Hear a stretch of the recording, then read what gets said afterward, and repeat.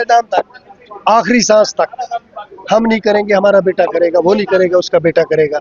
हिंदुस्तान में आज़ादी की जो तहरीक चली वो 800 साल चली।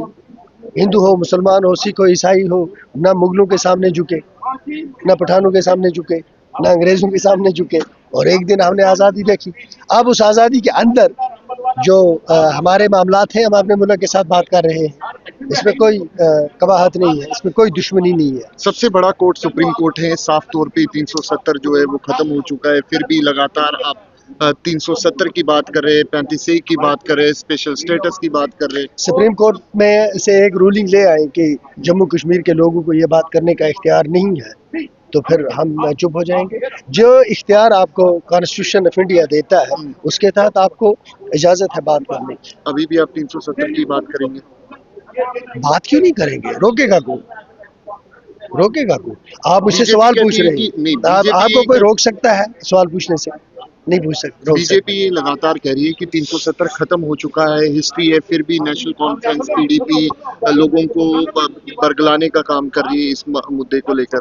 देखिए, बीजेपी तो नहीं ना डिसाइड करेगी कि हम क्या कहेंगे क्या नहीं कहेंगे। वो तो कहती है कि असेंबली में इस तरीके का कोई वर्ड नहीं है कॉन्स्टिट्यूएंसी। मैंने स्पेशल स्टेटस की बात की, मैं 370 की बात नहीं कर रहा। वो स्पेशल स्टेटस है क्या? 370(35)A constitution of Jammu and Kashmir with its flag. और आज भी आप मांग कर रहे हैं इसी को लेकर? हर वक्त मांग करेंगे जी, हम नहीं करेंगे हमारी नस्लें करेंगी, हम नहीं करेंगे हमारी नस्लें करेंगी। लेकिन एक चीज क्लियर करता हूं मैं, मुल्क के आइन के अंदर पीसफुल कोई ना कोई, यही एक दिन होगा, यही भारतीय जनता पार्टी से लेंगे, देखते जाए। हम नहीं लेंगे, कोई लेगा, पर जरूर लेगा। बहुत बहुत धन्यवाद। Thank you.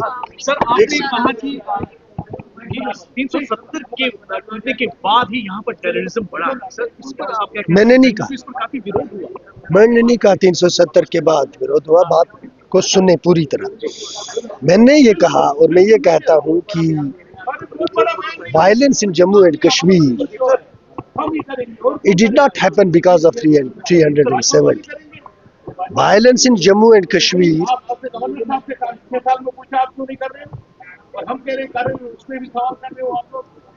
Jammu and Kashmir में जो वायलेंस है, you should not attribute Article 370 with the violence that happened in Jammu and Kashmir.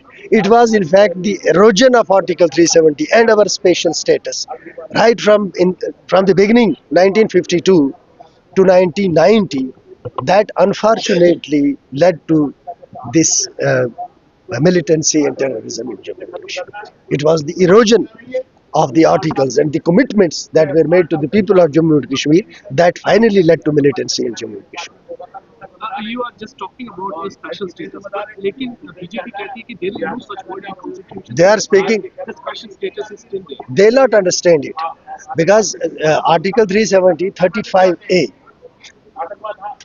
our constitution that used to be here, and our flag, when you taken together, they make special status of Jammu and Kashmir.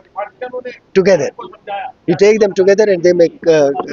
और दूसरी बात मैं बताऊंगा, there are several countries in the world which have no written constitution.